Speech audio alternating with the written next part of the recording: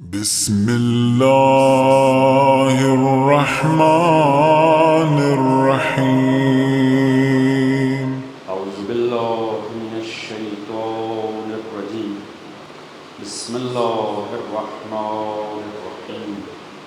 الحمد لله الذي لم يتخذ صاحبة ولا ولدا ولم يكن له شريك في الملك ولم يكن له ولي من الذل وكبره تكبيرا.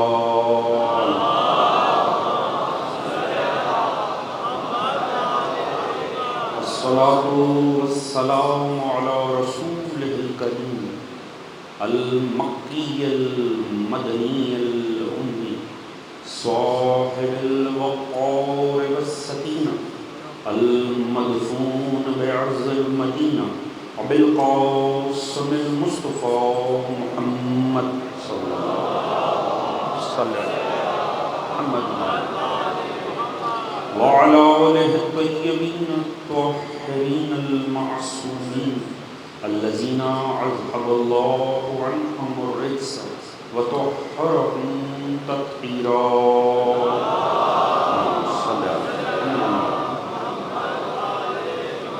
أما بعد فقد قال رسول الله صلى الله عليه وآله وسلم بسم الله الرحمن الرحيم حسين مني وأنا من حسين صلوات اللهم صل على محمد دعا رب کائنات بسط کے ذکر محمد و آل محمد اس پر شہزاد کو بچائے جانا منتظمین کی یہ کاوش آپ تمام مومنین و مومنات کا اس میں شریک ہونا پروردگار اپنی بارگاہ عالی میں قبول و منظور فرما اور آل محمد کے غم کے سوا مومنین کو کوئی غم عطا نہ فرما. حضرات سامعین، ہمارا عنوان، ہمارا موضوع امام حسین علیہ السلام وارث انبیاء. کل اس حوالے سے کچھ گزارشات آپ حضرات کے سامنے عرض کی تھی. یقیناً جو دوستان کل کی مجلس اعظام میں شریک تھے کچھ نہ کچھ وہ مطالب آپ کے ذہنوں میں محفوظ ہوں. عرض یہ کیا تھا کہ امام عالی مقام کو سمجھنے کے لیے بہت لازمی ہے کہ ہمارے پاس وہ کلیہ، وہ اصول ہونا چاہیے کہ جس کی روشنی میں ذات گرامی امام حسین کو دیکھا جائے. زیارت وارثہ میں ایک امام معصوم بظاہر امام پر سلام کر رہے مگر یہ سلام ہماری رہنمائی کر رہے ہیں. السلام علیکہ یا وارث آدم صفت اللہ، اے آدم کے وارث تجھ پر میرا سلام. السلام علیکہ یا وارث ابراہیم خلیل اللہ، اے ابراہیم خلیل اللہ کے وارث آپ پر میرا سلام. السلام علیکہ یا وارث موسیٰ کلیم اللہ، اے موسیٰ کلیم اللہ کے وارث آپ پر سلام. اے عیسیٰ روح اللہ کے وارث آپ پر سلام. اے سرکار محمد مصطفیٰ صلی اللہ علیہ وآلہ وسلم. اللہم صلی، مل کے درود پڑھ لیں محمد وآلہ اللہم صلی.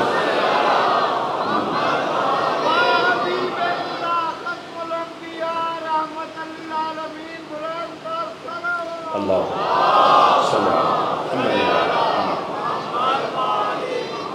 امام بظاہر سلام کر رہے ہیں، آپ کی اور میری رہنمائی کر رہے ہیں کہ امام علی مقام کو اگر سمجھنا ہے تو بطور وارث انبیاء سمجھنا ہے. یعنی امام علی مقام کو کل میں نے آپ کے سامنے بعض تشریحات رکھی تھی کربلا کی جو معروف ہیں زمانے میں. میں بہت سے چہرے نئے آج دیکھ رہا ہوں، اگر آپ کے ذہنوں میں ہو جو دوستان موجود تھے. میں نے عرض کیا کربلا کی بہت سی تفسیریں ہوئی.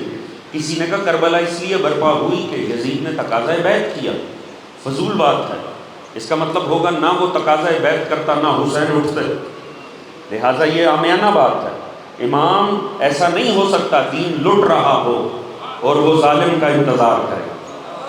کسی نے کہا اس لیے امام اٹھے کیونکہ خطوط لکھے گئے اہل کوفہ کے، وہ امام ہی کیا جسے ماموم بتائیں کہ آپ کو کرنا کیا ہے، لہٰذا باطل تفسیر ہے. کسی نے کہا کہ امام علی مقام کا مزاج سخت تھا، کسی نے کل میں نے آپ کے سامنے وہ پیش کیے، سبھی باطل ہیں. مگر یہ کیوں باطل ہیں؟ یہ غلط نتائج پر کیوں دنیا پہنچی؟ کیونکہ انہوں نے امام کو تاریخ سے سمجھنے کی کوشش کی۔ تاریخ سے سمجھیں گے حسین سمجھ نہیں آئیں گے، وارث انبیاء کے طور پہ دیکھیں گے تو حسین سمجھ میں آتے چلے گا۔ اس بات کو سمجھنا انتہائی لازم ہے۔ تو آئیے ہم آگے بڑھتے ہیں، کل کی سٹیج گزر گئی، آگے ہم انشاءاللہ بڑھتے ہیں۔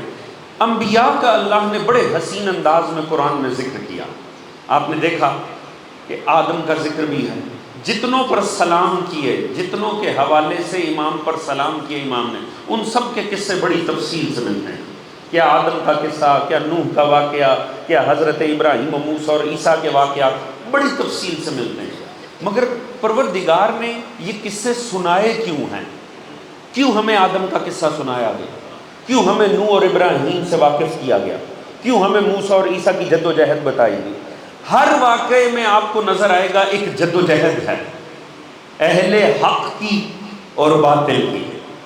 یہ ساری جد و جہد ہمیں کیوں سنائی گئی؟ سورہ مبارکہ ہود کی 120ویں آیت میں اللہ رب العزت نے وہ علت اور وجہ بیان کی ہے کہ میں نے تمہیں آخر یہ واقعات سنائے کیوں ہیں۔ وَكُلٌّ نُقَصُّ عَلَيْكَ مِنْ أَنْبَاءِ الرُّسُلِ، اے حبیب ہم آپ کو انبیاء کی کہانیاں سناتے ہیں، انبیاء کے واقعات سناتے ہیں۔ کیوں؟ مَا نُثَبِّتُ بِهِ فَوَاتِكَ، تاکہ آپ کے دل کو مضبوط کر دیں۔ وَجَاءَكَ فِي هَٰذِهِ الْحَقِّ، اور اس کے ذریعے ہم حق کی ترسیل کرتے ہیں، ہم حق آگے پہنچاتے ہیں۔ وَمَوْعِظَةٌ وَذِكْرَىٰ لِلْمُؤْمِنِينَ، اس میں مومنین کے لیے نصیحت بھی ہے، عبرت بھی ہے۔ وہ واقعات جو ہزاروں سال پرانے ہیں، پروردگار قرآن میں کوٹ کر رہا ہے، اور اس کی چاہت ہے انہیں صبح قیامت تک پڑھا جائے، انہیں سنا جائے، انہیں سنایا جائے۔ انہیں پڑھنا بھی عبادت ہے، ان کا سننا بھی عبادت ہے، ان کا ذکر مسلسل ہونا چاہیے۔ کیوں؟ کیونکہ یہ مومنوں کے دلوں کو مضبوط کر دیتے ہیں، کیونکہ اس کے ذریعے حق کی ترسیل ہوتی ہے، کیونکہ اس میں نصیحت ہے، کیونکہ اس میں عبرت ہے۔ حضور لطف آئے اگر بات پہنچ جائے تو آج دنیا کو یہ مجالس سمجھ میں نہیں آتی، دنیا کو ذکر کربلا سمجھ میں نہیں آتا، دنیا اعتراض کرتی ہے کیا ضرورت ہے اس واقعے کو دہرانے کی، کیا ضرورت ہے بار بار مجلسیں برپا کرنے کی، مگر دنیا اصل میں قرآن سے دور ہے۔ دنیا قرآن پڑھے تو انہیں ذکر حسین سمجھ میں آئے، انہیں پتہ چلے جس واقعے سے اللہ کے مومنوں کے دل مضبوط ہوتے ہونا، انہیں صبح قیامت تک دہرانا بدعت نہیں، تقاضائے قرآن ہے۔ توجہ فرما رہے ہیں حضرات؟ یہ مومنوں کے دلوں کو مضبوط کرتا ہے، اس کے ذریعے حق کی ترسیل ہوتی ہے۔ پروردگار نے فرمایا یہ جو واقعات میں تمہارے لیے بیان کرتا ہوں یہ اس لیے تاکہ دل مضبوط ہو جائیں۔ حسین کیا ہیں؟ وارث انبیاء۔ اب حضور جب انبیاء کے واقعات کی طرف بڑھے قرآن میں تو ایک بڑا لطیف پہلو سامنے آتا، اسے مفسرین نے بیان کیا، عرفاء نے، حضرت آیت اللہ جوادی عاملی نے بڑے خوبصورت انداز میں اس بحث کو چھیڑا۔ وہ فرماتے ہیں کہ یہ انبیاء کا جو ذکر قرآن میں آیا ہے نا، بظاہر کتنے نبیوں کا ذکر ہے قرآن میں؟ 24 28، اس سے زیادہ انبیاء کا ذکر نہیں ہے۔ 1.25 لاکھ انبیاء سنائے، بتائے فقط 24 یا 28۔ وجہ انہوں نے فرمایا اصل میں جتنے نبیوں کا ذکر تھا اللہ نے ان 24 میں ہی سما دیا۔ توجہ فرما رہے ہیں؟ کیونکہ سارے نبی بطور نبی جسم واحد ہیں، یعنی پروردگار نے جو ان کا ذکر قرآن میں کیا ہے تو بطور افراد نہیں کیا، بطور کردار کیا ہے۔ اللہ نے صبر، شجاعت، تقوی، عبادت، یہ سب کچھ، انفاق، یہ سب بیان کرنا تھا۔ اللہ نے ان چند نبیوں کا ذکر چھیڑ کر جتنی انسانی خصوصیات تھیں وہ ان میں سما کے سنا دی۔ لہٰذا فرق نہیں پڑتا کہ 1.25 لاکھ کا ذکر ہو، اگر ابراہیم و موسیٰ کا ہو رہا ہے سمجھے سبھی کا ہو رہا۔ اسی طرح عرفاء نے، میری بات کا وزن بہت زیادہ ہے جس کی تمہید باندھ رہا ہوں، پوری توجہ چاہوں گا۔ علماء نے لکھا آئمہ اطہار یہ 12 کے 12 متکلم واحدہ ہے. بڑا میں نے ٹرم بڑی حسین استعمال کی ہے. یعنی اگر حسن بول پڑے سمجھے علی بول رہے ہیں.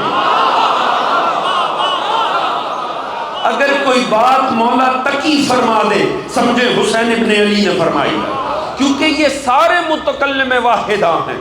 بلکہ اس سے آگے بڑھ جائیں، علماء لکھتے ہیں یہ پورا قرآن، یہ 6666 کے قریب آیات، یہ ساری اصل میں ایک ہی مضمون ہے. پورا قرآن ایک ہی تھیم رکھتا ہے. القرآن یفسر بعضہ بعضا، بعض قرآن بعض کو بیان کرتا ہے. یہ پورا ایک ہی مضمون ہے جو قرآن. اس سے آگے بڑھ جائے وہ فرماتے ہیں یہ پورا عالم تکوین آپس میں جڑا ہوا، یہ پوری دنیا ایک ہی اکائی ہے. یعنی سب کچھ واحد میں سمایا ہے. جلوے الگ الگ دکھتے ہیں. کسی اور قوم کو بالکل یہ بات سمجھ میں نہ آئے کوئی الگ ہو کر ایک کیسے ہو سکتے ہیں، مگر اس قوم کو ضرور سمجھ میں آئیں گے جن کے نزدیک ہو 14 حقیقت میں کل اور محمد. جزاک اللہ. یا توجہ فرما رہے ہیں. جزاک اللہ.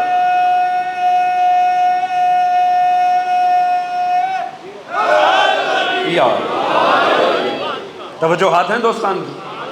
لہٰذا اصل میں وہ کیا رہا ہے، وہ فرماتے ہیں یہ جو چند کا ذکر قرآن نے چھیڑا نا، یہ اصل میں قرآن نے سارے بیان کر دیے. کیونکہ اللہ رب العزت نے انبیاء کو قرآن میں بطور افراد نہیں بطور کردار سنایا. توجہ ہے جی. لہٰذا انہیں بطور کردار دیکھنے کی ضرورت ہے. چلیں آپ کی توجہ لینے کے لیے یہ بات یقیناً لطف دے گی. دنیا ہم سے سوال کرتی ہے، ٹھیک ہے بڑی فضیلت تھی، بڑے حق پر تھے، تو علی کا نام قرآن میں کیوں نہیں آیا؟ ابھی آپ نے مصرع سنا کہ اگر معرفت کے ساتھ پڑھتے تو سارے حافظ علی علی کرتے. جاہلو تمہارے دیکھنے کا فرق ہے، تم بطور فرد نہیں بطور کردار قرآن پڑھو، سوائے علی کے کسی کا ذکر ہی نہیں ہے. جزاک اللہ. جزاک یا جزاک اللہ.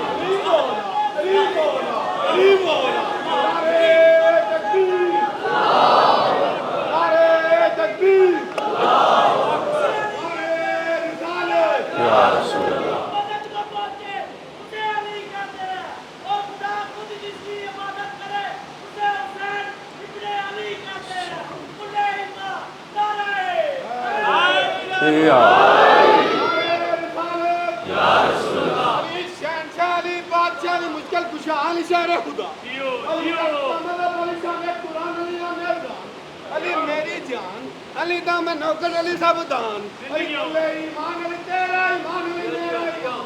یا حیدری، یا حیدری، یا حیدری. جزاک اللہ.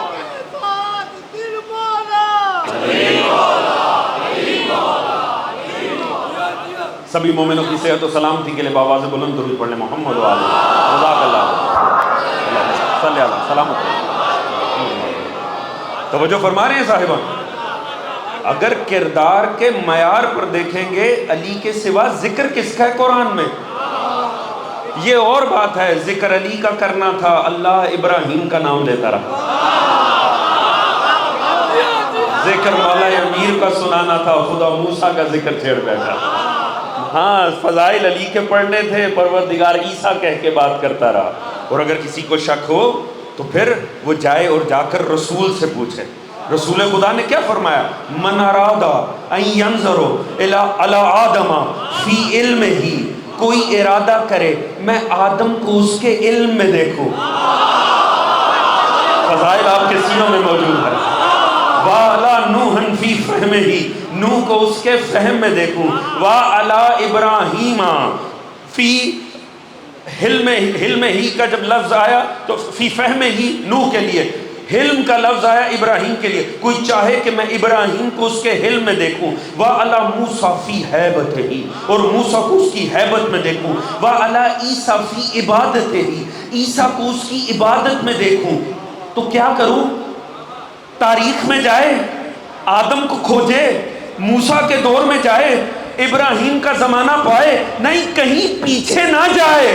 فَلَا يَنْظُرُ إِلَىٰ عَلِيِّ ابْنِ أَبِي طالب، میرے بھائی علی کو دیکھے، 1.25 لاکھ نبی سے مٹ کے رہا۔ اللہ علی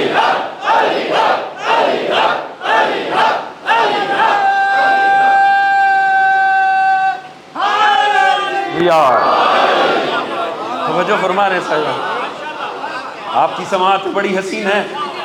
میں آگے بڑھنے سے پہلے لیجیے آپ کی محبت کے لیے ایک جملہ عرض کروں گا۔ کمال دیکھیں، جتنوں پر جن کے حوالے سے امام حسین پر سلام کیا تھا امام صادق نے، رسول اللہ نے انہی سب کے نام لے کر کہا اگر انہیں دیکھنا ہو تو علی کو دیکھو۔ اچھا، یہ اس مجمع سے زیادہ کوئی فضائل شناس نہیں ہے، میں سادگی سے بات عرض کروں گا اور میں دیکھنا چاہوں گا دوستان کس حد تک بیدار بیٹھے ہیں۔ فرمایا آدم کو دیکھنا ہے، میرے بھائی علی کو دیکھو۔ نوح کو دیکھنا ہے، علی کو دیکھو۔ ابراہیم کو دیکھنا ہے، علی کو دیکھو۔ موسیٰ و عیسیٰ کو دیکھنا ہے، علی کو دیکھو۔ یہ نہیں فرمایا علی کو دیکھنا ہے تو موسیٰ کو دیکھو۔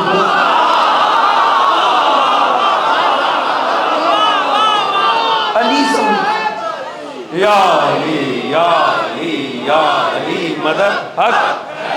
دیکھیں بڑا فرق ہے، پوری توجہ چاہوں گا، بڑا فرق ہے۔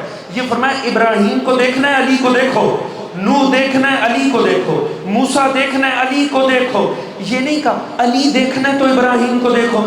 میں نے پہلے عرض کیا اللہ نے چند یہ نبی وہ تھے جن میں 1.25 لاکھ نبی سمائے ہیں۔ مصطفیٰ نے 1.25 لاکھ کا نام نہیں لیا مگر ان کا نام لے کر بتا دیا 1.25 لاکھ نبی دیکھنے ہیں تو علی کو دیکھو۔ علی دیکھنا ہے تو ابراہیم نہیں، علی دیکھنا ہے تو موسیٰ نہیں۔ اب پتا چلا وارث مصطفیٰ کی وسعت فضائل کیا ہے۔ 1.25 لاکھ نبی علی میں سما جاتے ہیں، علی سوائے محمد کے کسی نبی میں نہیں سماتا۔ اللہ اللہ اللہ اکبر۔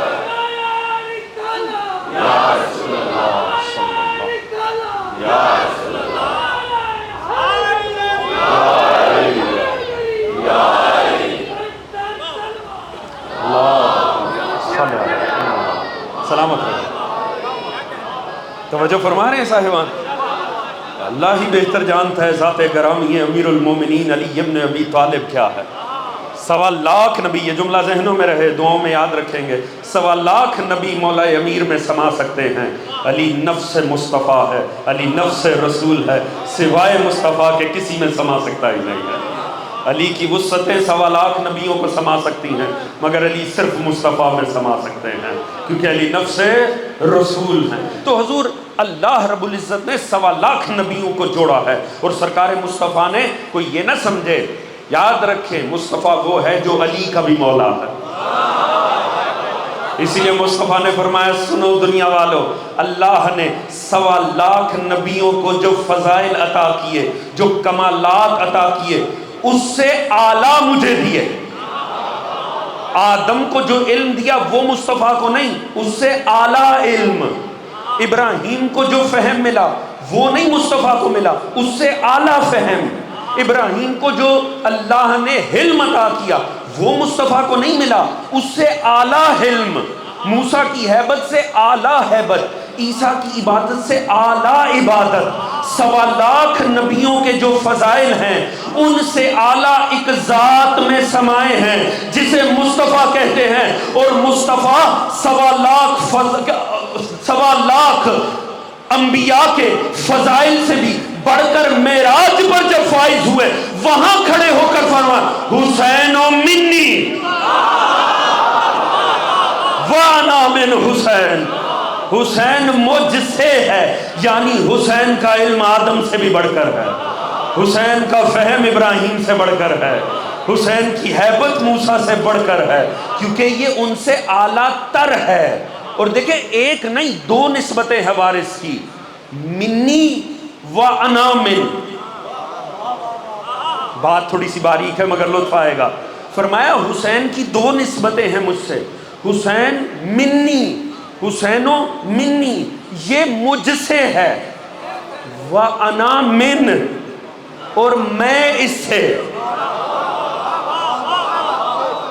مورث اور وارث میں دو تعلق ہیں، ایک یہ کہ حسین مصطفیٰ سے، دوسرا یہ کہ مصطفیٰ حسین سے۔ یہ منی اور انا من کا فرق کیا ہے؟ اسے انتہائی لطیف انداز میں مرحوم علامہ ذیشان حیدر جوادی نے بیان کیا، اللہ ان کے درجات کو بلند فرمائے۔ کیا ہی خوبصورت بات لکھی۔ وہ فرماتے ہیں حسین اور مصطفیٰ دو تعلق رکھتے ہیں، منی و انا من۔ فرماتے ہیں منی سے پتہ چلے گا انا من کا تعلق کیا ہے۔ فرماتے ہیں منی ہونے کے لیے کس درجہ کمال میں ہونا چاہیے؟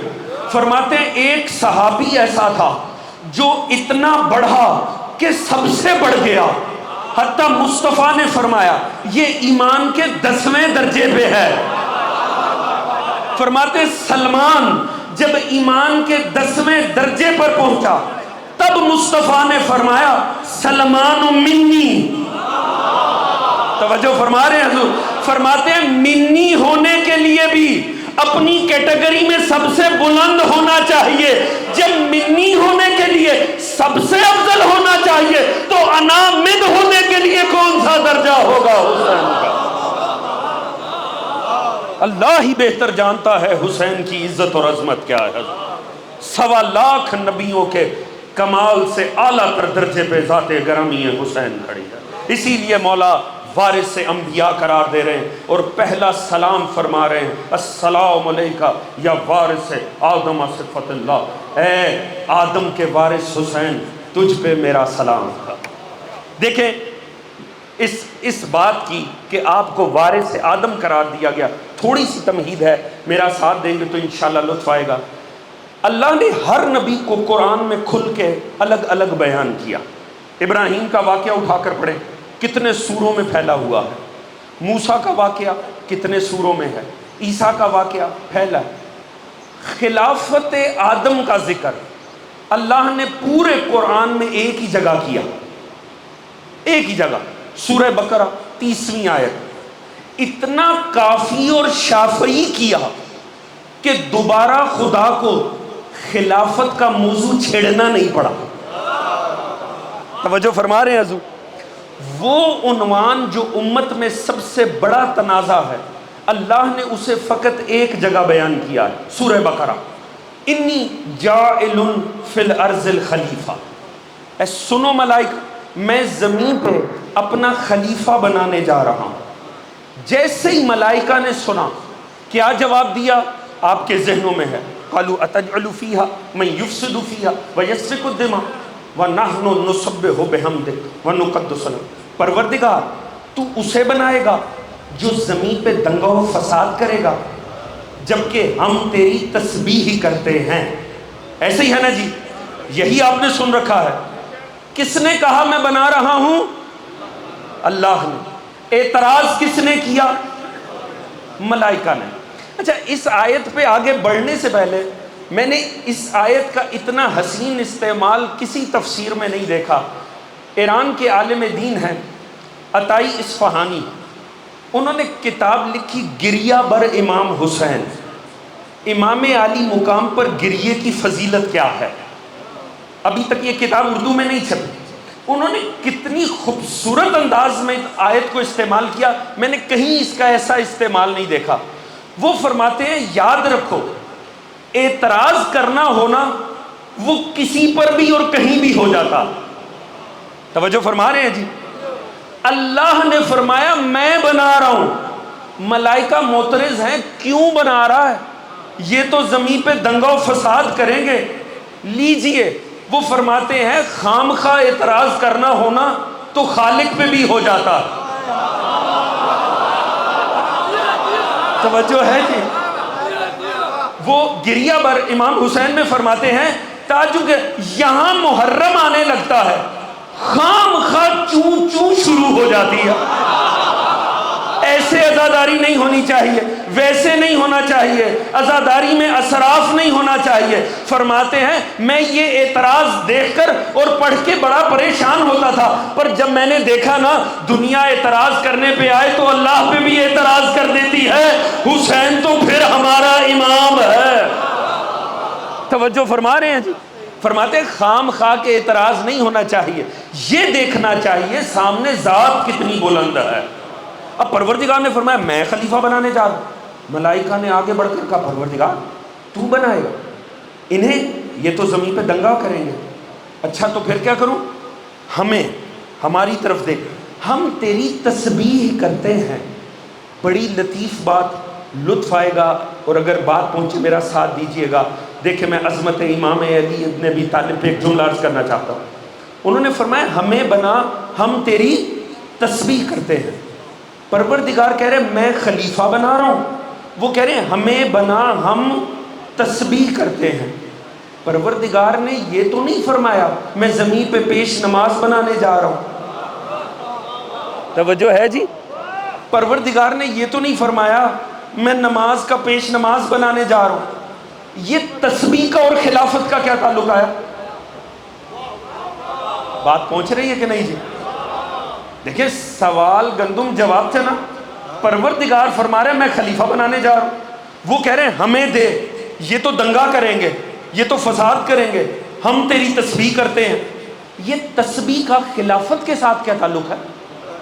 اگر تو کہیں ہماری مینجمنٹ سکلز بڑی اچھی ہیں، سمجھ میں آتا ہے، کہ ہم معاملات کو چلا سکتے ہیں، سمجھ میں آتا ہے۔ پروردگار کہہ رہے ہیں میں خلیفہ بنا رہا ہوں، وہ کہتے ہیں ہمیں دے، ہم تسبیح کرتے ہیں۔ ملائکہ کی عقل پہ کہیں شک تو نہیں ہو رہا؟ ملائکہ نے دو باتیں کی ہیں، ایک میرے اور آپ کے متعلق، ایک اپنے متعلق۔ کمال فہم ملائکہ دیکھیں، ابھی ہمارا بطور انسان کردار سامنے نہیں آیا، ملائکہ نے بتا دیا یہ جسے تو بنا رہا ہے یہ زمین پہ دنگا کرے گا۔ جنہیں ملائکہ کے فہم پہ شک ہو صبح کا اخبار اٹھا کر پڑھ لیں، آپ حیران رہ جائیں گے جو ملائکہ نے تب کہا ہم نے 100% سچا ثابت کر دیا۔ تو جن کی آدھی بات اتنی سچی تھی، باقی آدھی بات کیا یوں ہی کہہ دی؟ اس کا مطلب ہے تسبیح کا خلافت سے کوئی تو تعلق ہے۔ اگر بات پہنچے تو میرا ساتھ دینا دوستو۔ اس کا مطلب ہے تسبیح کا اللہ کی خلافت سے کوئی تعلق ضرور ہے۔ ہاں پروردگار نے کہا انی عالم وما لا تعلمون، جو میں جانتا ہوں وہ تم نہیں جانتے، پھر مقابلہ علم بھی کروا دیا، مگر ان کی اس بات کی نفی نہیں کی جو انہوں نے دلیل دی کہ ہمیں بنا ہم تیری تسبیح کرتے ہیں۔ اس کا مطلب ہے خلافت کا عالم اسلام میں کوئی بھی معیار ہو، مگر ملائکہ کی نظر میں زمین پہ خلیفہ ہونے کے لیے کم از کم تسبیح کے معیار پہ پورا اترنا چاہیے۔ حضرات تھک تو نہیں گئے ہیں دوستو؟ میرا ساتھ دیجئے، بڑا لطف آئے۔ اس کا مطلب ہے تسبیح کے معیار۔ تو یہ تسبیح کیا ہے؟ جب پوچھا علماء سے تسبیح کیا ہے، یہ جو ہم پڑھتے ہیں اللہ اکبر سبحان اللہ، کہا نہیں یہ تسبیح نہیں ہے۔ کہا پھر تسبیح کسے کہتے ہیں؟ فرماتے ہیں تسبیح کا مطلب ہے ہر وہ بات جو ذات توحید کے لیے زیبا نہیں ہے اس کی نفی اس سے کرنا، اور ہر وہ بات جو اس کے زیبا ہے اس کا اقرار کرنا۔ توجہ فرما رہے ہیں جی؟ ملائکہ نے کہا ہمیں بنا کہ ہم تسبیح کرتے ہیں۔ معنی کیا ہے؟ یعنی جب سے ہم ہیں ہم نے ایک لمحے کے لیے بھی کبھی شرک نہیں کیا۔ توجہ ہے دوستو؟ ہم نے کبھی کفر نہیں کیا، ہم نے ہمیشہ تیری بندگی کی ہے۔ اس کا مطلب ہے زمین پہ کون خلیفہ ہوگا کون نہیں ہوگا اس کا پہلا اور ایک معیار ملائکہ کی نظر میں یہ ہے، وہ خلیفہ تسبیح کے معیار پہ پورا بیٹھے۔ اب یہ معیار لے کر امت سے پوچھیں کوئی ایسا خلیفہ دیکھے جو معیار تسبیح پہ پورا بیٹھے؟ تو امت کے علماء نے کہا ہاں ایک ہے، حضرت علی کرم اللہ وجہہ۔ علی وہ ہے جس کی پیشانی کبھی سوائے خدا کے کسی کو جھکی ہی نہیں ہے۔ اللہ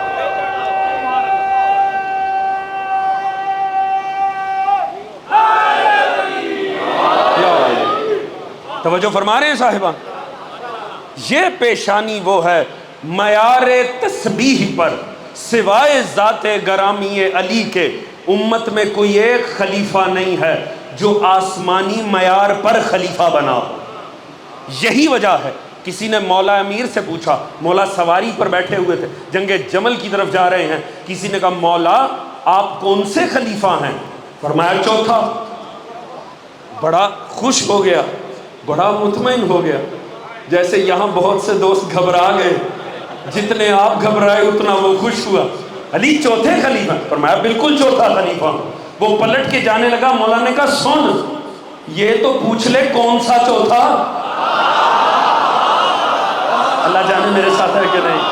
اس نے کہا مولا کون سے چوتھے خلیفہ؟ فرمایا یہ زمین والوں کا ذکر نہ کر، میں آسمان کا چوتھا خلیفہ ہوں. پہلے آدم، دوسرے ابراہیم، تیسرے داؤد، چوتھا میں علی ابن ابی طالب. جزاک اللہ. یا توجہ فرما علی توجہ فرما رہے صاحبہ. اب جب ملائکہ نے یہ اعتراض کیا تو اللہ رب العزت نے، اب دیکھیں وہاں تو کہہ دیا انی عالم ما لا تعلمون، جو میں جانتا ہوں وہ تم نہیں جانتے. اکثر بڑوں کے سامنے بندہ گفتگو کرنے بیٹھے نا تو اکثر ایسے جملہ سننے کو ملتا ہے، خاموش، جو ہمیں پتا ہے وہ تمہیں نہیں پتا. اس کا دوسرا مطلب ہوتا ہے منہ بند رکھیے. توجہ ہے جی، یہ خدا کا مزاج ہے. جو فرشتوں کو خلافت کے موضوع پہ کہہ دے منہ بند رکھیے، اللہ جانے جب انسان بولتا ہوگا تو پروردگار کا مزاج کیا بنتا ہوگا. توجہ ہے جی، یہ حق فقط خدا کا ہے، وہ صرف خلیفہ بنا سکتا ہے. مگر تھے تو اپنے ہی، ہیں تو اپنے ہی، اور تسبیح و تقدیس بھی کرتے ہیں. پروردگار نے اب انہیں بتانا تھا جو میرا انتخاب ہے نا وہ کتنا باکمال ہے. اول تو سوچنے کی بات ہے، پروردگار نے یہ کب کہا میں آسمان پہ خلیفہ بنانے جا رہا ہوں؟ فرمایا انی جاعل فی الارض الخلیفہ. ملائکہ بیٹھے آسمان پہ ہیں، لینا وہ خلافت چاہتے ہیں جو زمین پہ قائم ہوگی. بات پہنچ رہی ہے کہ نہیں دوستو؟ کیا انہوں نے کبھی خدا سے ان چیزوں کا تقاضا کیا جو ہمارے پاس ہیں؟ کبھی ہمارے لباس مانگے، ہماری کھانے کی ڈشز مانگی، خلافت مانگ لی؟ علماء تفسیر نے کیا حسین نقطہ لکھا ہے. وہ فرماتے اس لیے کہ ملائکہ جانتے تھے جسے اللہ نے زمین پہ خلیفہ بنانا ہے نا وہ بیٹھا زمین پہ ہوگا، اس کا راج آسمانوں پہ چلے گا. وہ زمین پہ بیٹھ کے آسمان کے معاملات کو طے کرے گا. اب پروردگار نے فرمایا سنو، ایسا نہیں ہے کہ میں نے یوں ہی بنا دیا، اس کا استحقاق ہے. وَعَلَّمَ الْآدَمَ الْأَسْمَاءَ كُلَّهَا ثُمَّ عَرَضَهُمْ عَلَى الْمَلَائِكَةِ فَقَالَ أَنبِئُونِي بِأَسْمَاءِ هَؤُلَاءِ إِن كُنتُمْ صَادِقِينَ.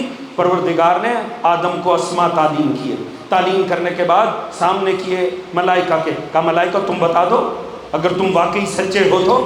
اللہ نے علم کا مقابلہ کروا دیا. جیسے ہی آدم کو علم بولتے دیکھا نا ملائکہ تو دنگ رہ گئے اور دنگ آ کے کہنے لگے پروردگار لا علم لنا الا ما علمتنا. یا اللہ یہ کیا پڑھ رہے ہیں، ہم تو فقط وہ جانتے ہیں جو تو نے بتا رکھا. خدا کی قسم یہاں لطف آ جائے، یہ جملہ آپ کو جاتے وقت بھی لطف دے گا. اور یہ میں اپنے طالب معنی آرائزی پیش کرا. علامہ علی نقی نقل نے تفسیر میں جملہ لکھا ہے اور کمال کر دیا ہے. فرماتے ہیں پہلی مرتبہ ملائکہ اور انسان کا ٹاکرا تھا. انسان کی عظمت کو دیکھ کر ملائکہ چیخ پڑے لا علم لنا الا ما علمتنا.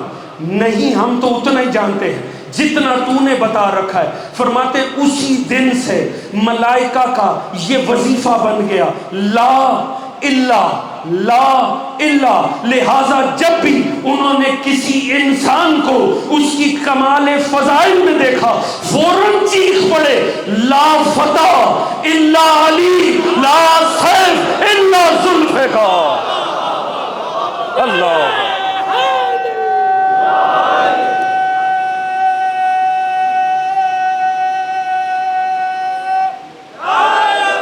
یا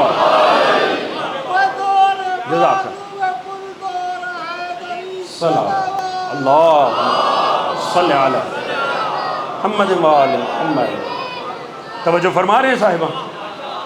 لہٰذا کیا ہے، پروردگار نے ایک علم کا مقابلہ رکھ دیا اور واضح کر دے جسے میں بنا رہا ہوں وہ تم پہ شرف علم رکھتا ہے.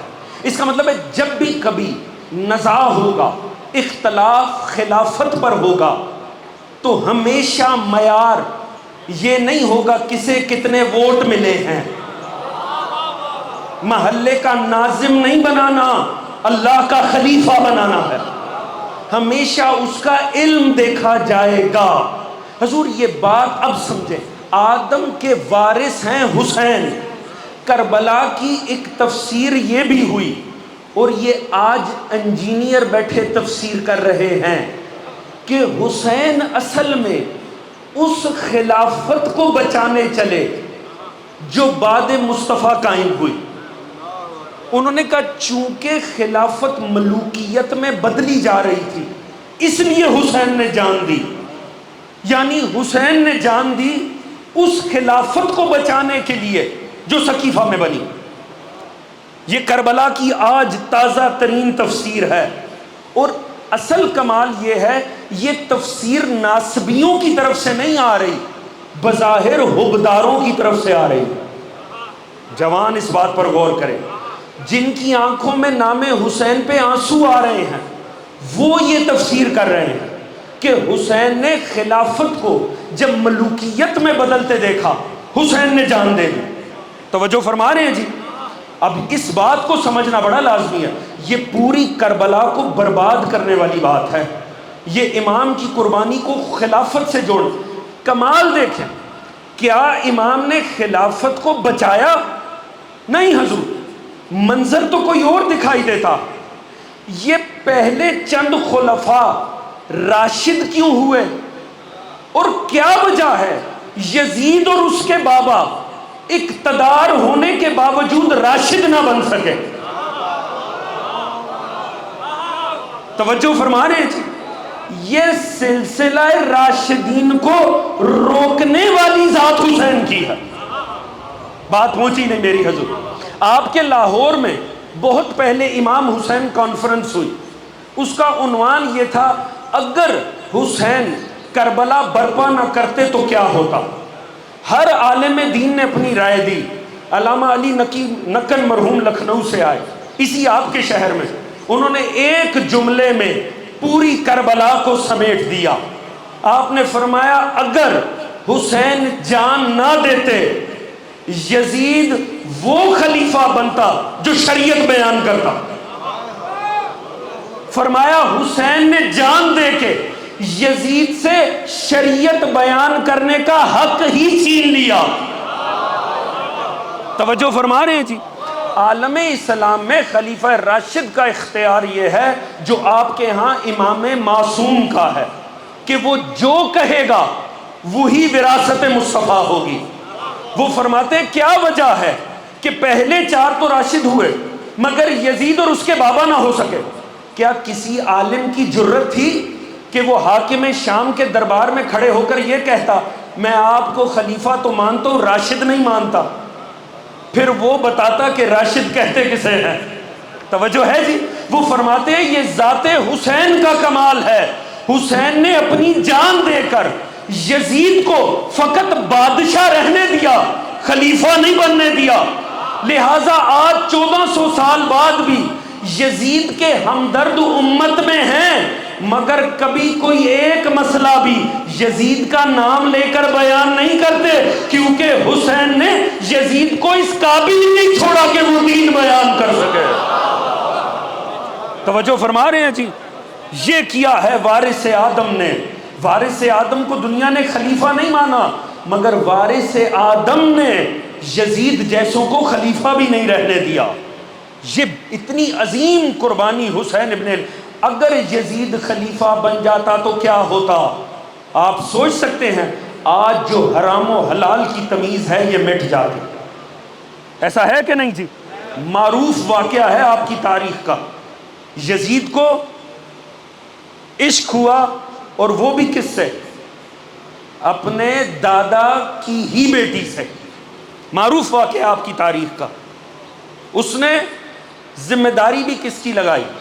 عمر ابن عاص کا حسین ابن علی سے فتویٰ لے کر دو کہ میں اس سے نکاح کر سکتا ہوں۔ اس نے سادہ سا جواب دیا، حق وہ ہوتا ہے جو دشمن کی زبان پر آ جائے۔ اس نے کہا یاد رکھ حسین محافظ شریعت کا نام ہے، حسین کٹ تو سکتا ہے، اللہ کے حرام کو حلال نہیں کر سکتا۔ کہا پھر آپ کا ہنر کیسے ٹھہرے گا؟ آپ کا ہنر ہی کیا اگر آپ یہ فتویٰ نہ لے سکیں تو؟ اس کا مطلب ہے یزید بھی جانتا ہے ظلم تو ہو سکتا ہے مگر حلال و حرام تبھی بدلے گا جب حسین بدلے گا۔ اس نے کیا کیا؟ اس نے خط لکھا۔ خط کے مندرجات کیا تھے؟ اس نے یزید کی طرف سے امام کو خط لکھا، اور خط لکھا کہ میرے دادا نے گھر میں ایک پودا لگایا تھا، اب وہ پودا جمع ہو چکا ہے، اور یقیناً بزرگوں کے ذہن میں واقعہ ہوگا، اب اس پہ پھل آ چکا ہے، کیا میرا حق بنتا ہے کہ میں وہ درخت سے پھل توڑ کر کھا لوں؟ توجہ ہے جی؟ جنہیں اپنی مرضی کے فتوے چاہیے ہو نا، وہ الفاظ ہی ایسے استعمال کرتے ہیں کہ ان کا مقصد پورا ہو جائے۔ جب خط امام حسین کو ملا نا تو بڑا یقین تھا کہ جب سوال ہی یہ ہے کہ درخت لگایا ہے دادے نے، پھل تیار ہو چکا ہے، میں توڑ کے کھا لوں، تو جواب کیا ہونا چاہیے؟ ظاہری سی بات ہے، وہ چاہتے تھے امام لکھے ہاں پھل کھایا جا سکتا ہے، وہاں وہ حرام کو حلال کر دیتا، مگر وہ نہیں جانتا تھا جسے سوال لکھ رہا ہے نا وہ باب مدینہ تو العلم کا وارث ہے،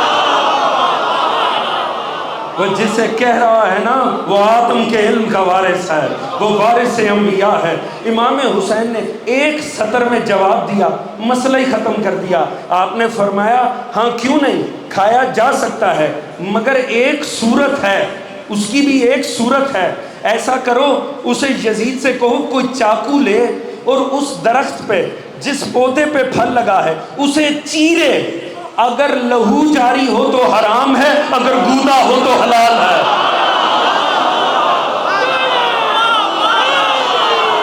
اللہ اکبر، اللہ اکبر، زندہ زندہ زندہ مرد۔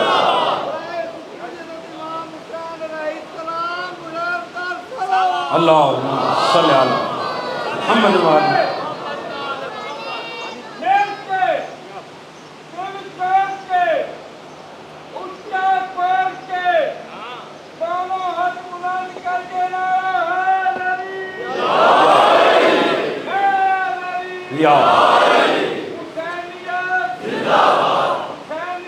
زندہ زندہ مردہ مردہ صلی اللہ صلی علی محمد و آلہ۔ حضور ہر وہ امتی جسے حلال و حرام کی تمیز ہے اسے حسین ابن علی کا شکر گزار ہونا چاہیے۔ یہ جو حلال و حرام کی تمیز ہے یہ بوجہ وارث انبیاء حسین ابن علی ہے۔ حسین ابن علی اس ہستی کا نام ہے کہ جس نے دیکھا کہ خلافت الہیہ پامال ہو رہی ہے اور یزید جیسے بھی بننے کو تیار ہو گئے ہیں، امام نے اپنی جان دے کر وارث انبیاء نے اسے وہی سلسلے کو روک دیا۔ لہٰذا آج امت یہ کہنے پہ مجبور ہے ہاں ہاں یزید تھا مگر بادشاہ تھا، خلیفہ نہیں تھا۔ توجہ ہے جی؟ مگر یاد رکھیے دنیا غور کرے خلافت کے معیار پامال ہونے کا کسے فائدہ ہوا ہے کسے نقصان۔ ہم نے کہا یہ معاملہ قلبی خدا کا تھا، یہ بعد مصطفیٰ بھی خدا کا تھا، صرف خدا کا حق بنتا ہے وہ خلیفہ بنائے۔ زمانے نے کہا نہیں، ہماری عقل و دانش بنا لیتی ہے، لہٰذا 11 ہجری میں آ کر اس امت میں 2 طبقے بن گئے، ایک نے اپنی مرضی سے بنایا، ایک نے خدا کی مرضی سے بنایا۔ بس فرق دیکھ لیجئے، فقط 50 سال میں فرق واضح ہو گیا۔ اب ہر کوئی سوچ لے کون فائدے میں رہا کون نقصان میں رہا۔ جنہوں نے بعد مصطفیٰ اپنے فیصلے لیے انہیں 50 سال بعد یزید سا خلیفہ ملا، جنہوں نے علی کو مانا غدیر پر انہیں 50 سال بعد حسین ابن علی جیسا خلیفہ۔ لبیک یا حسین، لبیک یا حسین، لبیک یا حسین یا توجہ فرما رہے ہیں صاحب. ہم تو فائدے ہی فائدے میں رہے حضور. علی سے لے کر حسین تک ہمیں کوئی تجربے نہیں کرنے پڑے.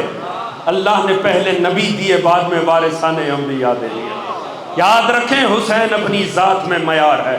حسین تنہا بھی ہو تو پوری امت کی اوقات نہیں ہے حسین کے سامنے.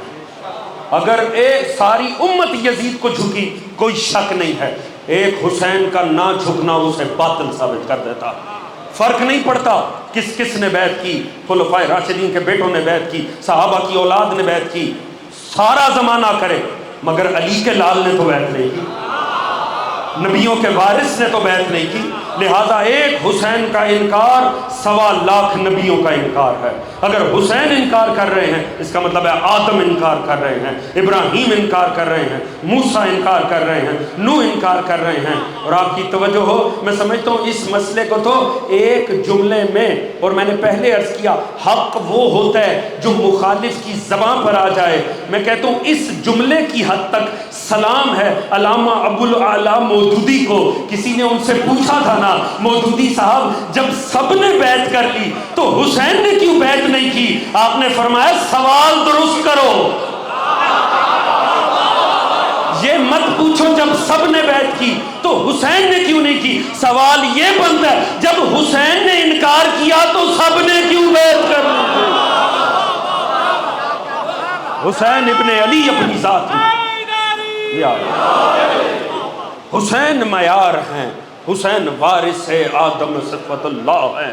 حسین خلافت کا وارث ہے، حسین کا بنتا ہے. لہٰذا حسین کا انکار سبھی کا انکار ہے. اور میں نے تو کل بھی عرض کیا حضور امام نے فرد واحد کی حیثیت سے انکار نہیں کیا. یاد رکھیں فرمایا مثلی، مجھ جیسا ہی نہیں کرتا. اس کا مطلب ہے جو پہلے گزرے حسین جیسے انہوں نے بھی نہیں کیا تھا. توجہ ہے جی؟ یہی وجہ ہے ابن زیاد نا مسلسل پسر سعد کو کربلا میں خط لکھ رہا تھا، حسین سے بیعت لے، حسین سے بیعت لے. 2 محرم سے لے کر عاشوراں تک یہی تو بحث چلتی رہی، بیعت لے. پسر سعد آپ جانتے ہیں نا پہلے اس کی کوشش تھی جنگ نہ ہو، پیچھے سے ابن زیاد پریشر دے رہا تھا بیعت لے، سر یا بیعت، سر یا بیعت. پسر سعد روزانہ اس کو ایک قاصد وہاں سے آتا تھا، ایک یہاں سے جاتا تھا. ہمیشہ قاصد پسر سعد کا ایک ہی جواب لاتا تھا، جو کر لو حسین نے بیعت نہیں کرنی، جو کر لو حسین نے بیعت نہیں کرنی. تاریخ طبری کا واقعہ ہے، ایک دن قاصد کو ابن زیاد نے بھیجا تنگ آ کے، کہا اس سے پوچھ کے بتاؤ آخر کیوں نہیں کرنی، اسے اتنا یقین کیوں ہے کہ حسین بیعت نہیں کریں گے. حق وہ ہوتا ہے جو ظالم کی زبانوں پہ جاری ہو جائے. تاریخ طبری اٹھا کر پڑھیں، پسر سعد نے ایک سطر کا جواب دیا اور میں کہتا ہوں اس کے اندر کمال عظمت اور معراج ہے. اس نے کہا ابن زیاد جو کر لیں ہم حسین بیعت نہیں کریں گے. کیوں؟ اس نے لکھا چونکہ حسین کے پہلو میں علی کا دل ہے. فرمایا اس لیے حسین نہیں کریں گے، ان کے پہلو میں علی کا دل ہے. جملے پہ خود ہی غور کر لیجئے گا، جس کے پہلو میں صرف دل ہو علی کا وہ ظالم کی بیعت نہیں کرتا. مجسم علی ابن ابی طالب کیسے کسی کی بیعت کر سکتا؟ یا حسین جیسے کبھی کسی کی بیعت نہیں کرتا. اور ہمارے لیے اتنا ہی کافی ہے، امام نے انکار کر دیا. حضور یاد رکھے زمانہ ہم سے جتنا بھی منوانے کی کوشش کرے، ہماری مجبوری ہے، ہماری طرف سے حسین انکار کر چکے ہیں. آپ فرما چکے مجھ جیسا نہیں کرتا. ہم کیا کریں؟ ہم حسین جیسے بننے کی کوشش کر رہے ہیں. لہٰذا ہم کسی دور میں ظالم کو قبول نہیں کر سکتے. مگر یاد رکھیں بڑی قیمت چکائی ہے حسین نے اس انکار کی. چین شہر میں نہ جنگل میں اماں ملتی ہے، دیکھیے قبر مسافر کو کہاں ملتی ہے. کل بھی عرض کیا تھا محرم کا تعلق گریے سے ہے حسین. پوری کوشش ہونی چاہیے ایک آنسو رومال زہرا کا حصہ بن جائے. جوانوں آج نہ روئیں گے تو کب روئیں گے؟ آج 2 محرم ہے. آپ جانتے ہیں نا 2 محرم ہونے کا مطلب کیا ہے؟ اس کا مطلب ہے وہ وہاں پہنچ چکے ہیں جنہیں جہاں پہنچنا تھا۔ امام کی سواری جا رہی ہے اور سامنے سے ایک عجیب منظر دیکھا گیا۔ امام کے ایک صحابی نے فوراً تکبیر بلند کی، پوچھا کیا ہوا؟ اس نے کہا مجھے لگتا ہے کوئی نخلستان آ گیا ہے۔ ساتھ سے کسی نے کہا نہیں میں یہ راستہ پہچانتا ہوں، یہاں کوئی درخت نہیں ہے، کوئی نخلستان نہیں ہے۔ امام نے فرمایا بڑھتے چلے جاؤ، ابھی معاملہ واضح ہوگا۔ تھوڑی دیر بعد جا کے ایک صحابی تڑپ کر آیا، اس نے کہا مولا وہ جسے درخت سمجھے تھے نا وہ نیزوں کی نوکیں ہیں، وہ نیزے آمادہ ہو رہے ہیں جو اکبر کے سینے میں اتارے جائیں گے، وہ نیزے لائے جا رہے ہیں جن سے قاسم کے ٹکڑے ہونے ہیں، وہ نیزے آ رہے ہیں جن سے آل محمد کے بچوں کو پامال کیا جائے گا۔ قریب ہوئے دیکھا ہور کا لشکر ہے، اتنا تھکا ہوا لشکر تھا کیونکہ فوراً بھگایا گیا تھا کوفہ سے، پانی ختم ہوا، نہ بھی اسے کچھ کہا جاتا شاید تھوڑی دیر میں پیاس سے مر جاتے۔ امام نے جب ان کی حالتیں دیکھی نا، ہونٹ سوکھے ہوئے ہیں، حتیٰ گھوڑوں کی زبانیں باہر آ چکی ہیں۔ اور نے کہا مجھے بھیجا گیا ہے آپ کو روکنے کے لیے۔ امام نے فرمایا بات بعد میں ہوگی، عباس ہمارے پاس کتنا پانی ہے؟ کہا مولا اتنے مشکیزیں ہیں۔ فرمایا اس پورے لشکر کو پانی پلایا جائے۔ 2000 کے لشکر کو ابو الفضل العباس اپنے ہاتھوں سے پانی پلا رہے ہیں۔ یہ ہے علی کا بیٹا، وہ جس نے اپنے قاتل کو جام شربت دیا تھا۔ علی والا ظرف ہے عباس کا، اپنے قاتلوں کو پانی، سب سیراب ہو گئے نا۔ مولا نے فرمایا پانی ہے کہاں ہے؟ فرمایا ان حیوانوں کو پانی کون پلائے گا؟ حیوانوں کو پانی پلایا گیا۔ میں کہتا ہوں آسمان اس منظر کو دیکھ لے، دیکھ حسین کی عظمت کیا ہے۔ سب حیوان سیراب ہوئے۔ مولا نے فرمایا پانی بچ گیا؟ جی مولا کچھ پانی بچ گیا ہے۔ فرمایا ان حیوانوں کے سم جل رہے ہیں، ان کے سموں پہ بھی پانی ڈال دو۔ میں کہتا ہوں ہائے یہ وہی حسین ہے جو کربلا میں 10 محرم کو اپنے ننھے بچے کو گود میں لے کر کہیں گے ظالموں کوئی قصور ہوگا تو زہرا کے لال کا ہوگا، اس بچے کو ایک گھونٹ پانی دے دو یہ بچ جائے گا۔ مولا آپ جن سموں پہ پانی ڈلوا رہے ہیں کل کو آپ کی لاش پہ یہ گھوڑے دوڑائے جائیں، مگر یہ ظرف ہے حسین ابن علی کا۔ سارے سیراب ہوئے۔ آپ جانتے ہیں مولا رکے نہیں، مولا نہیں رکے، مولا ہر کو ایک طرف کر کے آگے بڑھے ہیں، ہر ساتھ ساتھ مولا کے جا رہا ہے۔ اب ایسے میں مولا سوار ہیں، جیسے ہی ایک مخصوص جگہ پر پہنچتے ہیں مقدر شناس سواری حسین کی وہیں ٹھٹک گئی، وہیں رک گئی۔ امام نے کوشش کی گھوڑا چلے، نہیں چل رہا۔ جناب عباس نے کوشش کی، نہیں چل رہا۔ ایک اور سواری لائی گئی، امام اس پر سوار ہوئے، ایک قدم چلا وہ بھی رک گیا، پھر دوسری سواری لائی گئی، امام نے ایک قدم اٹھایا سواری نے رک، 7 سواریاں بدلی گئیں، کوئی سواری آگے نہیں بڑھ رہی۔ مولا نے کہا عباس یہ پاس کوئی رہتا ہو تو لے آ۔ تھوڑی دیر میں مولا عباس نے آ کر کہا مولا یہاں بنی اسد رہتے ہیں۔ مولا نے کہا ان سے کہو آئیں اور اپنے بزرگوں کو بھی ساتھ لائیں۔ جب بنی اسد آئے نا مولا نے پوچھا سواری پہ سوار ہیں حسین، سوار پوچھا اس سرزمین کا نام کیا ہے؟ کسی نے کہا مولا اسے غازریہ کہتے ہیں۔ مولا نے کہا کوئی اور نام؟ کسی نے کہا ناصریہ کہتے ہیں۔ فرمایا اور کوئی نام؟ کہا مولا شط الفرات کہتے ہیں۔ ایسا لگ رہا تھا مولا کو کسی مخصوص نام کی احتیاج ہے۔ سب نے کہا مولا بس یہی نام ہے۔ فرمایا نہیں کوئی اور بھی نام ہوگا۔ ایک بوڑھے نے آگے بڑھ کے کہا فرزند رسول جلدی سے نکل جائیں، فرزند رسول یہاں نہ ٹھہرے، یہاں کبھی کوئی نبی یا اس کا بیٹا نہیں آیا مگر یہ کہ اس میں مصیبت آئی ہو۔ مولا اس جگہ کا ایک نام کرب و بلا بھی ہے، اس نام کا آنا تھا۔ حسین ابن علی کے ہاتھوں سے باغیں چھٹ گئیں، کہا عباس خیمے لگا دو، عباس میری زندگی کا سفر تمام ہو گیا، مخدورات عصمت کو اتار دو۔ وہ تڑپ کے بوڑھا کہنے لگا مولا یہاں نہ ٹھہرے، مولا یہ جگہ انبیاء اور ان کی اولاد کے لیے بڑی مشکل ہے۔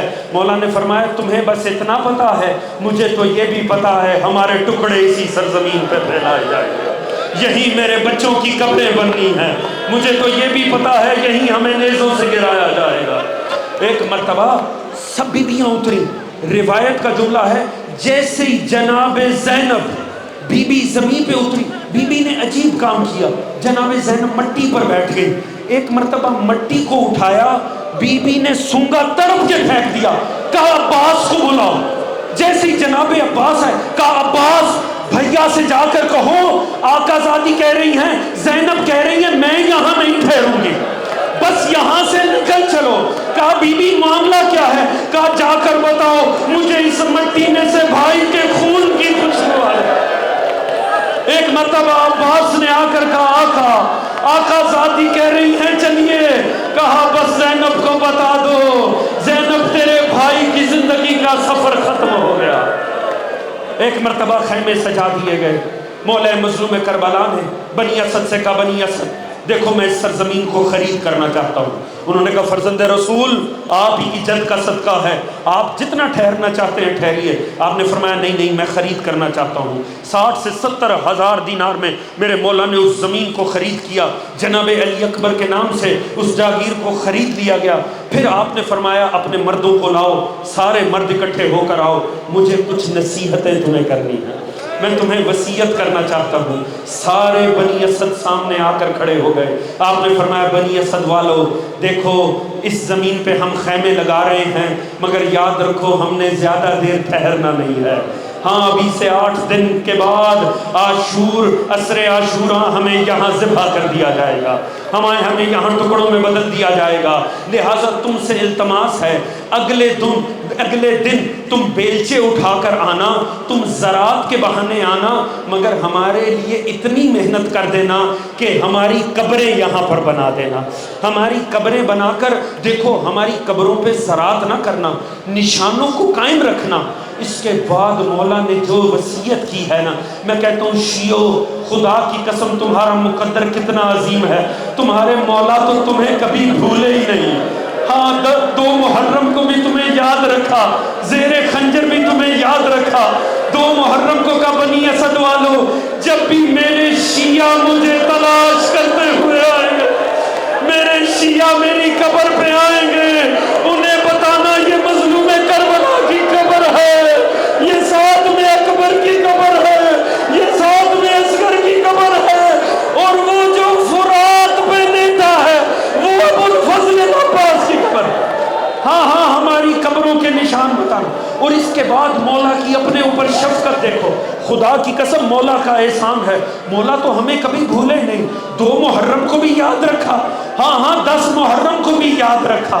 آپ کو یاد ہے نا اس روایت کی بڑی قدر کرنا، یہ روایت سکینہ نے تماچے کھا کے پہنچائی ہے۔ اس روایت کو سنانے کے لیے شمر کے تماچے کھائے ہیں۔ بی بی نے آ کر بتایا تھا میرا بابا آخری وقت یہ کہہ رہا تھا اے میرے شیعوں جب کبھی ٹھنڈا پانی پینا مجھ مظلوم کی پیاس کو اجرکم اللہ۔ یہی حق ہے آل محمد کو رونے کا، یہی دن ہے آل محمد کو رونے کا۔ اللہ ان رومال زہرا میں آنسو کو جلا قرار کرو۔ ہاں ہمیں مولا نے ہر لمحے یاد رکھا کہ بنی اسد والو جب میرے شیعہ آ جائیں نا میری قبر کا نشان واضح کرنا۔ اور پھر مولا کی عنایت دیکھو، کہا کم از کم 3 دن ٹھہرانا، جب میرا شیعہ میرے لیے آئے نا زائر میرا پہنچے اسے 3 دن کربلا میں ٹھہرانا، اسے 3 دن اس کی خاطر مدارت کرنا۔ نہیں سمجھ میں آیا، بنی اسد والوں نے تو پوچھا ہی نہیں کہ مولا آپ نے 3 دن کا ذکر کیوں کیا۔ ہاں علماء مقتل نے لکھا یہ 2 محرم کو پتہ نہ چلتا، مگر جب 7 کو پانی بند ہوا 10 کو پیاسی شہادتیں ہوئیں تب پتہ چلا مظلوم نے کیوں کہا کہ 3 دن ٹھہرانا۔ میرے مولا چاہتے ہوں گے میرا ہر عاشق ذرا 3 دن کربلا کی زمین پہ رہ کر اندازہ کرے کہ اس گرم سرزمین پہ 3 دن پیاسے رہنا ننھے بچوں کے ساتھ کتنا مشکل تھا۔ ہائے پیاسے حسین ابن علی، ہائے پیاسے علی اصغر۔ بس حضور جب نصیحت تمام ہوئی آپ نے فرمایا جاؤ بنی اسد جاؤ، اب جا کر اپنی عورتوں کو بھیج دو۔ بنی اسد چلے گئے، ساری خواتین بنی اسد کی سامنے آئیں۔ آپ نے فرمایا بیویوں میرے ساتھ نبیوں کی حرمت آئی ہے، میرے ساتھ مخدورات عصمت ہیں، علی و بطول کی بیٹیاں میرے ساتھ آئی ہیں۔ ہاں ہو سکتا ہے 11 محرم کو تمہارے مرد نہ آ سکیں، تو کیا کرنا؟ فرمایا پانی بھرنے کے بہانے آ جانا، اور آ کے نا یہاں بے گور و کفن لاشیں پڑے ہوں گے، ان پہ تم مٹی اچھال دینا، تم مٹی اچھالو، ہو سکتا ہے ایسے ہی ہماری قبر بن جائے۔